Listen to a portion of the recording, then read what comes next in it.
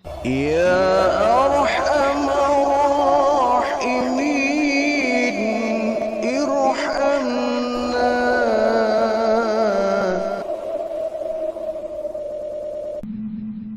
Walaupun baginda Rasul itu manusia biasa seperti kita, tapi tentu nilai kita dengan baginda Rasul berbeda ya. Makom kita dengan Rasulullah jauh berbeda. Apalagi dengan baginda Rasul, makom kita dengan sahabat pun nggak sama. Makom kita dengan para wali pun mungkin berbeda. Apalagi kita harus sebanding dengan kelas baginda Nabi, jelas tentu berbeda ya. Secara lahiriah baginda Rasul sama dengan kita. Beliau manusia utuh. Secara jasmani beliau yang manusia tuh. Punya tangan, punya kaki, punya mata, punya telinga. Punya perasaan seperti layaknya kita. Bisa sedih, bisa gembira. Bisa bahagia, bisa menangis. Bisa tertawa, bisa tersenyum, bisa marah, bisa lapar, bisa haus. Jasmaninya beliau sama dengan kita manusia pada umumnya. Tetapi isinya, jiwanya tentu berbeda dengan kita pada umumnya. Jadi ada sifat-sifat yang sifatnya umum seperti kita. Ada sifat Nabi yang memang kita tidak miliki. Misalkan nilai kesabaran ya. Rasul Nabi itu memiliki kesabaran yang mungkin tidak bisa dimiliki oleh manusia pada umumnya. Sabarnya kita dengan sabarnya baginda Rasul beda ya. Sabarnya kita kadang-kadang ada ujungnya, ada batasnya. Tapi sabarnya baginda Rasul tidak ada batasnya. Sampai pun beliau disakiti, dizolimi oleh orang-orang kafir, Nabi tetap bersabar. Nabi tetap menarik diri. Beliau dihina, dicerca, dicaci, direndahkan ya. Selama pribadi beliau yang direndahkan orang, Nabi masih bisa narik diri. Tetapi kalau sudah agama yang direndahkan, agama yang dilecehkan, Nabi nggak bisa tinggal diam ya. Cabut pedang, maju ke medan perang. Jadi secara jasmani pun tentu kita ada kesamaan dengan baginda Rasul, tapi juga ada perbedaan ya.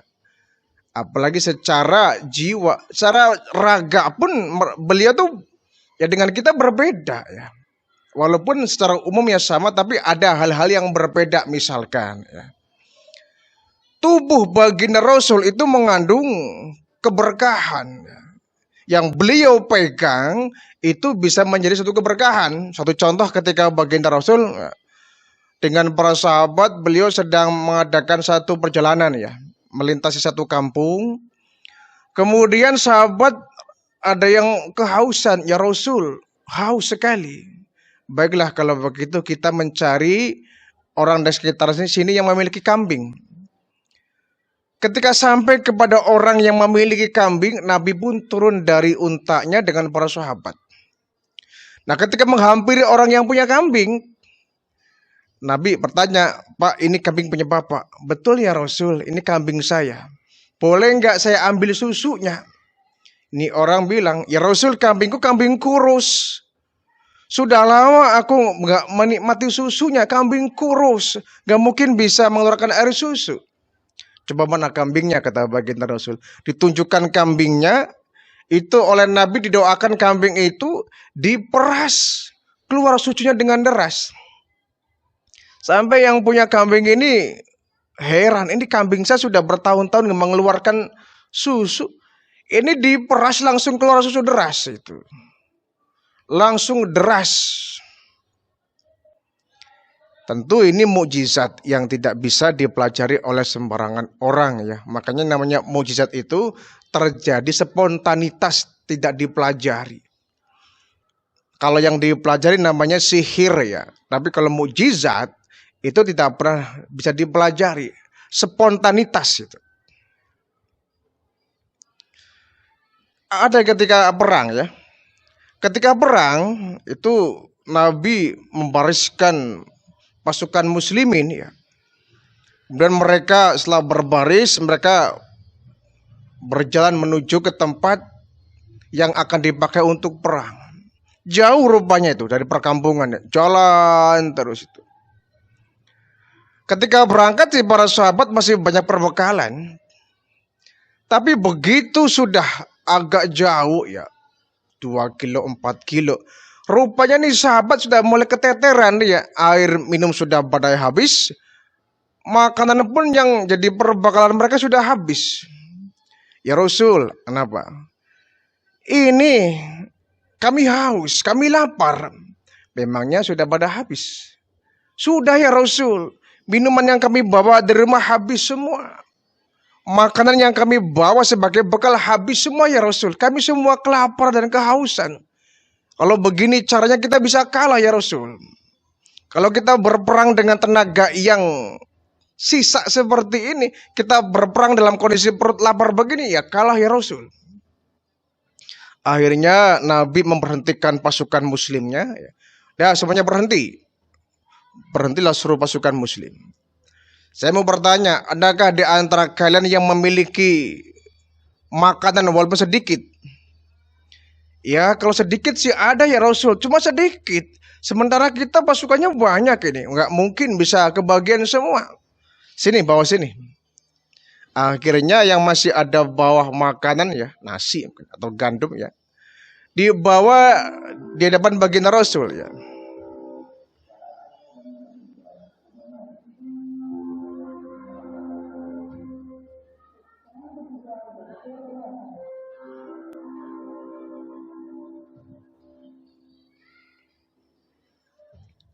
Akhirnya sahabat yang memiliki makanan ini menghadap ke baginda Rasul. Ya Rasul cuma sedikit. Ya bawa sini. Kemudian makanan tadi oleh Nabi dibagikan ke seluruh pasukan muslim ya, dengan satu butir kecil. Satu butir nasi barangkali ya. Satu orang dikasih satu butir, satu butir, satu butir. Sahabat sempat heran. Ya Rasulullah, kita mau makan sebutir nasi ini. Iya. Engkau ini bagaimana ya Rasul? Kami satu piring pun mungkin masih kurang. Ini kami mau berperang. Kami butuh tenaga yang besar, tenaga yang luar biasa. Masa dikasih makan cuma sebutir? Kata baginda Rasul, sudah ya, kau jangan banyak protes. Dimakan. Dimakan tadi ya, satu butir dimakan oleh semua orang pasukan muslim. Dan keajaiban pun terjadi. Ketika mereka semua makan satu butir, satu orang. Yang mereka sangka tidak akan mengenyangkan. Ternyata ketika ditelan, dikunyah. Mereka semuanya kenyang. Mereka semuanya kenyang itu. Ini mujizat ya. Tangan Rasulullah tangan berkah.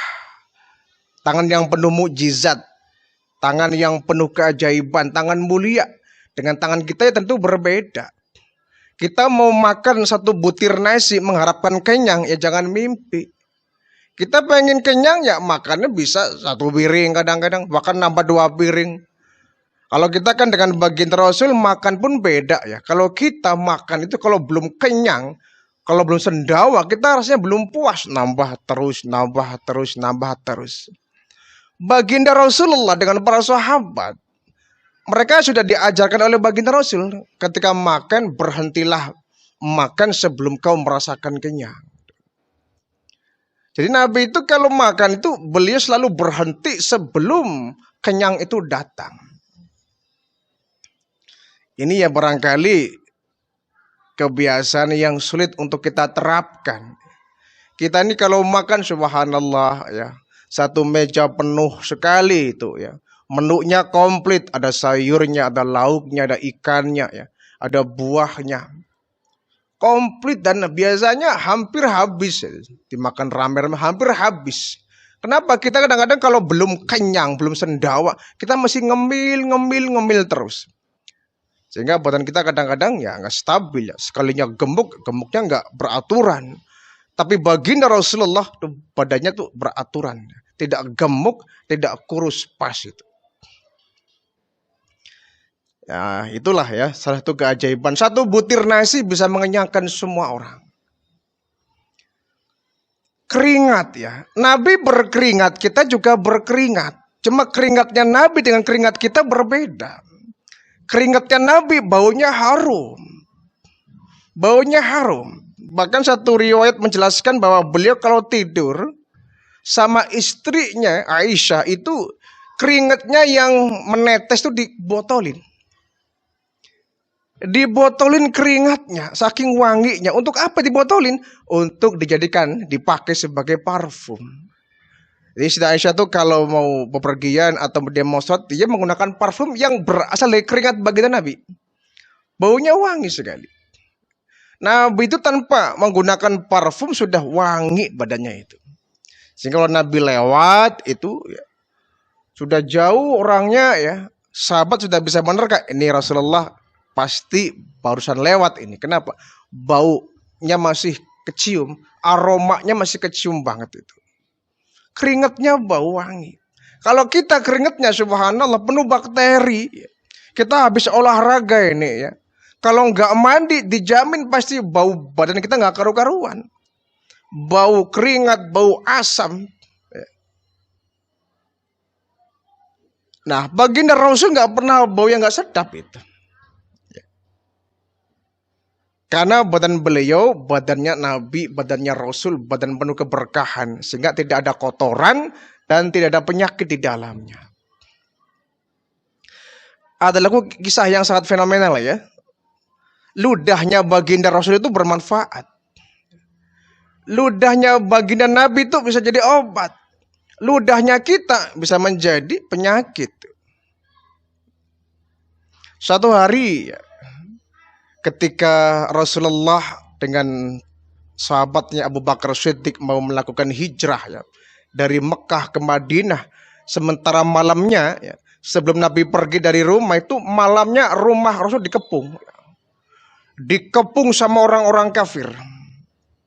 Sementara tujuan mereka orang-orang kafir satu, yaitu membunuh baginda Rasul, membunuh Nabi Muhammad sebelum beliau berhasil hijrah ke Madinah. Jadi dikepung rapat itu. Tapi ternyata yang Allah mau berbeda dengan orang-orang kafir yang punya mau. Nabi diselamatkan ketika kondisi rumah terkepung rapat itu. Oleh Allah Nabi dibuatkan semacam dinding ya, dinding berpintu, pintu rahasia. Sehingga Nabi bisa nembus tembok. Nabi bisa keluar tanpa menggunakan pintu. Dan semua yang ada di tempat itu, orang kafir yang siap siaga mengepung rumah Nabi, satu orang pun gak ada yang lihat Nabi keluar rumah itu. Dibutakan mata-mata mereka.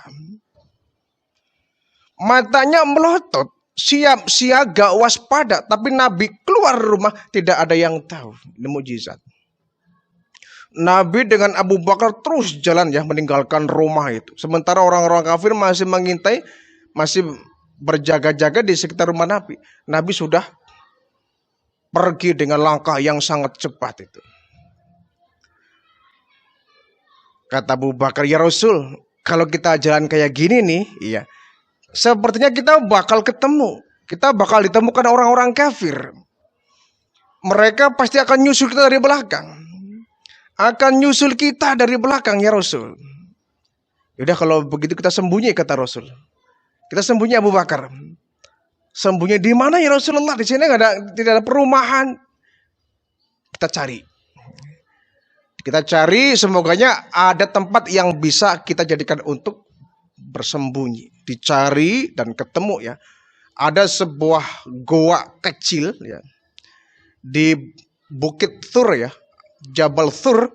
Di situ ada, di bawah kaki Gunung Thur itu ada lubang kecil yang menyerupai sebuah goa, tapi goanya goa sangat kecil sekali. Nabi dengan Abu Bakar agar mereka selamat dari kejaran orang-orang kafir, mereka berdoa masuk ke goa Thur ini. Dengan kondisi yang sangat sempit ya, berdesak-desakan dua orang ini. Gelap sempit. Nah, itu bukan goa yang besar ya. Kalau gua yang besar seperti gua-gua yang ada di Indonesia barangkali mudah. Ini guanya sangat kecil dan sempit. Tapi ya terpaksa demi untuk menyelamatkan jiwa. Nabi dengan Abu Bakar masuk di dalam. Ternyata di dalam gua Thur ini ada seekor ular. Ular kobra ya. Ular yang sangat berbisa ini. Dan menurut riwayat ini ular sudah umurnya ratusan abad. Dia hidup sejak zaman Nabi Adam alaihissalam. Dan menurut riwayat ular ini yang dulu pernah membantu iblis untuk mencelakakan Nabi Adam. Jadi ketika Nabi Adam kemudian dimurkai oleh Allah, kemudian Nabi Adam Hawa diturunkan di permukaan bumi ini, Nabi Adam pun sujud bertobat kepada Allah. Ular pun sama dia menyesal.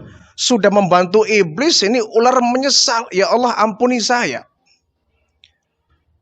Beda dengan iblis. Kalau iblis dia nggak mau bertobat karena dia merasa benar itu. Iblis diajak bertobat dia nggak mau. Baginda Nabi Adam alaihissalam ya, bersama ular tadi yang membantu iblis itu bertaubat. Nabi Adam 300 tahun bertaubat ya, sujud di hadapan Allah, yang pada akhirnya Nabi Adam pun diberikan ampunan oleh Allah. Dimaafkan oleh Allah atas segala kesalahannya. Nah, ular ini giliran, ya Allah ampuni saya. Aku menyesal ya Allah sudah membantu iblis dalam rangka mengusir Adam dari surga. Ya Allah ampuni saya. Ular ini. Kata Allah, wahai ular, kau akan aku ampuni tapi dengan syarat. Kau harus ketemu Muhammad dulu. Nabi akhir zaman, kekasihku. Kau minta syafaat darinya, kau minta doa darinya. Kalau engkau sudah didoakan Muhammad, maka aku akan mengampuni wahai ular. Kapan ya Allah Muhammad itu datang? Nanti di akhir zaman. Di akhir zaman, iya. Jadi aku harus menunggu. Iya, kamu nunggu. Jadi sang ular tadi rupanya menunggu dari masa Nabi Adam sampai masa baginda Rasulullah. Luar biasa tuh. Berapa ribu abad itu ya. Menunggu. Dan menunggunya adalah di bawah bukit Thur ya.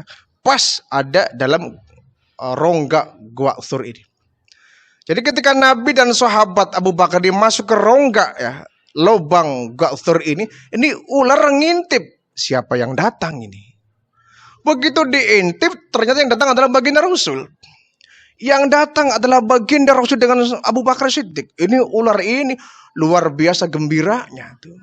Kalau cara kita, dia bersyukur, alhamdulillah, ini saatnya aku bertemu Muhammad yang sudah aku tunggu ratusan abad yang lalu. Sekarang sudah datang dia ke tempatku ini, aku akan minta doa darinya agar dia mintakan ampun untukku kepada Allah. Aku ingin mencium kakinya agar aku mendapatkan pertolongan. Di ular ini begitu melihat Nabi dan Abu Bakar masuk ke gua Thur ini, gembira luar biasa. Dia pun akhirnya keluar dari sarangnya itu. Dia keluar dari lubangnya.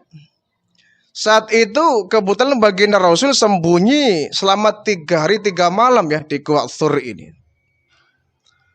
Ketika habis dikejar-kejar barangkali capek ya.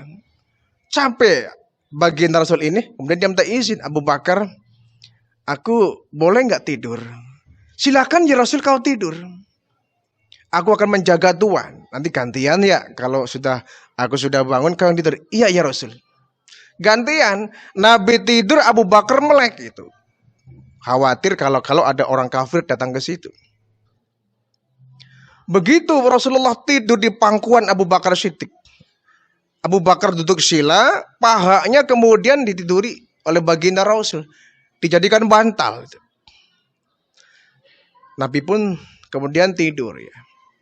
Gak lama Nabi tidur, ular tadi keluar dari sarangnya itu, dari lubangnya itu. Abu Bakar panik dan kaget melihat ada ular keluar dari lubang goa. Akhirnya kaki Abu Bakar itu berusaha untuk menghalau ular tadi ya. Untuk menghalau ular tadi agar gak mendekati baginda Rasul. Ini ular berbahaya nih kalau datang menggigit baginda Rasul. Wah, celaka ini. Aku gak mau ya. Si ular tadi mendekat ya. Semakin mendekat Abu Bakar semakin panik. Jadi menghalau dengan kakinya ya. Menghalau supaya ular ini pergi. Sudah pergi, datang lagi, dihalau lagi. Datang lagi. Ini ular dalam hati bertanya. Ini Abu Bakar menghalangi saya. Saya sudah beratus abad menunggu Muhammad. sekarang sudah datang di tempatku. Aku ingin berjumpa dengan dia, ingin mencium kulit yang mulianya. Kenapa dia halangi? Wah, ini Abu Bakar nyari ribut nih. Kalau cara kita mungkin ya. Dihalau oleh kakinya Abu Bakar. Akhirnya nih ular marah. Ular marah, kaki Abu Bakar digigit. Dipatok oleh ular tadi. Mengeluarkan bisa yang luar biasa. Sekali patok langsung kakinya nggak lama kemudian bengkak dan membiru. Abu Bakar kesakitan luar biasa. Cuma beliau nggak berani teriak ya. Nggak berani teriak, nggak berani nangis ya. Hanya menangis air mata, nggak ada suaranya. Saking nahan sakitnya, dia nggak mau teriak. Tapi kalau dia teriak, Nabi pasti bangun. Sementara Abu Bakar nggak mau kalau sampai mengganggu tidurnya baginda Rasul. Dia Abu Bakar digigit ular nangis. Tapi hanya mengeluarkan air mata. Begitu air mata Abu Bakar ini keluar, membasahi pipi dan menetes. Tepat di pipi baginda Rasul. Tepat di pipi baginda Rasulullah itu. Ketika Nabi kejatuhan air mata, Nabi kaget bangun.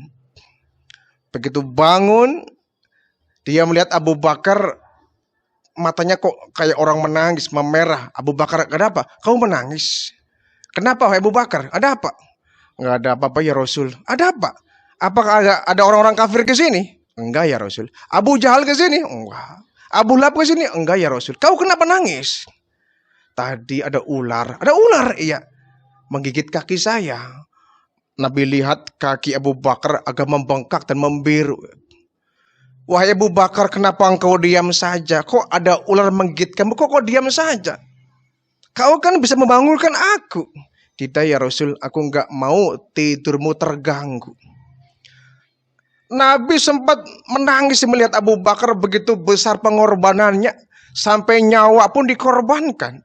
Itu ular berbisa kalau nggak terselamatkan, nyawa kan melayang itu. Mana ularnya? Udah pergi ya Rasul. Sini kakimu. Diambil kakinya ya, dipegang oleh baginda Rasul. Luka yang ada di kaki Abu Bakar Siddiq dikasih ludah. Dikasih ludah kemudian diusap oleh baginda Rasulullah. Itu luka yang memerah berdarah itu. Seketika sembuh luar biasa tanpa bekas. Seketika sembuh itu berkat ludah baginda Rasulullah. Ludahnya baginda Nabi bisa jadi obat. Ludahnya kita mungkin jadi penyakit itu. Ya. Maka kita kalau berludah jangan di sembarangan tempat ya. Apalagi di tempat umum yang di situ banyak lalat ya. Ludah memang ada manfaatnya kalau masih ada di rongga mulut ya. Untuk menghancurkan makanan, untuk melumatkan makanan, itu manfaat dari ludah. Kalau masih ada di rongga mulut, tapi kalau sudah keluar dari mulut, ludah kita bisa berpenyakit. Sudah berbakteri itu. Nah, itu berbahaya. Maka kita jangan sembarangan meludah.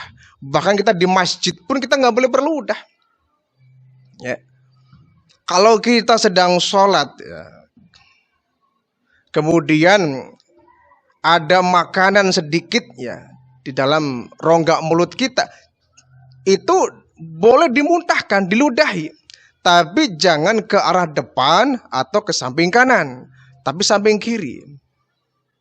Kenapa? Samping kanan sisi yang bagus, samping depan ada Allah ya, kita sedang menghadap Allah, sedang sujud.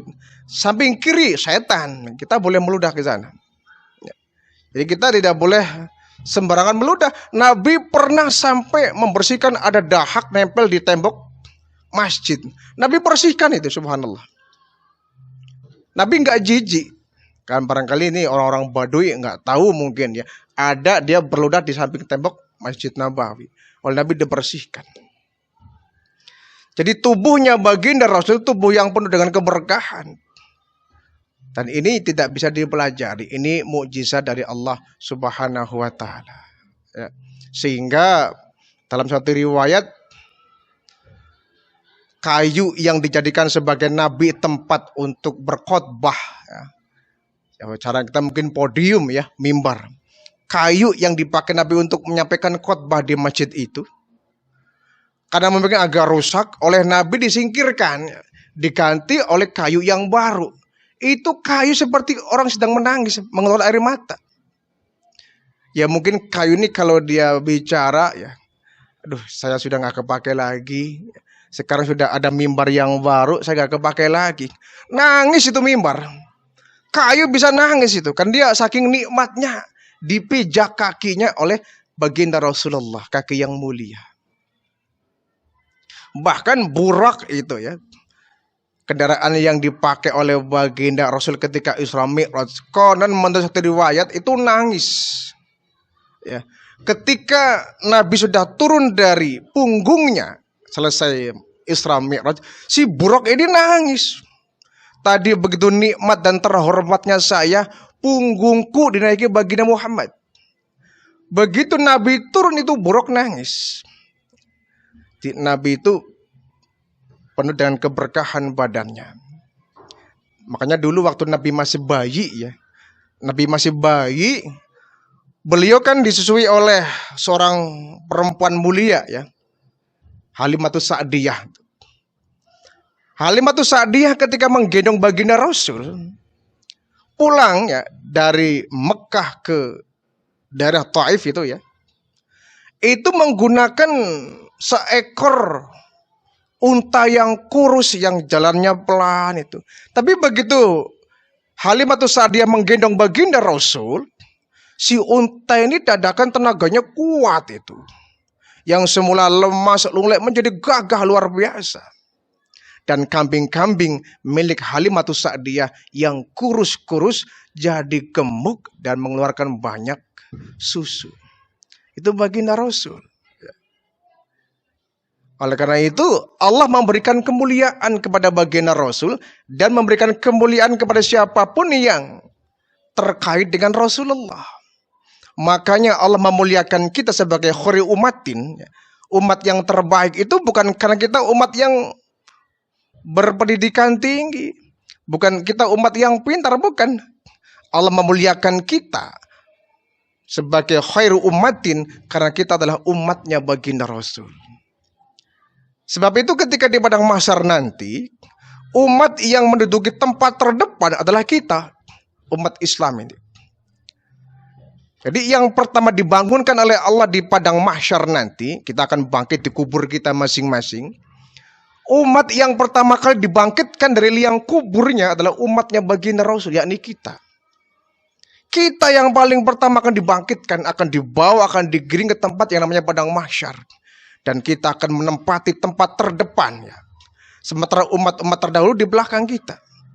Kita yang paling pertama akan dihisab oleh Allah. Karena kita didahulukan sebab nabinya kita, Nabi Muhammad adalah nabi yang Allah muliakan. Jadi walaupun kita kalau menurut abjad adalah umat terbelakang, baginda Rasul adalah nabi yang paling akhir, tapi kita akan didepankan, akan didahulukan dari umat-umat yang terdahulu.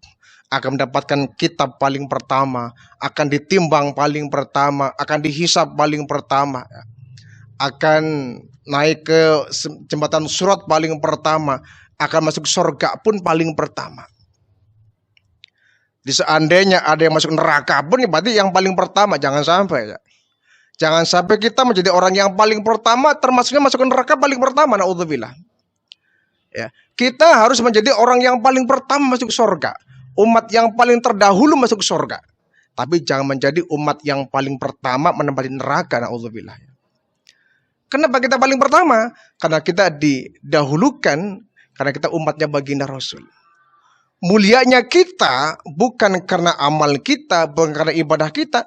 Kita mulia dalam pandangan Allah karena kita adalah umatnya baginda Rasulullah, umatnya Nabi Muhammad, sehingga kita mendapatkan keberkahan. Nabi dimuliakan, maka umatnya pun ikut dimuliakan.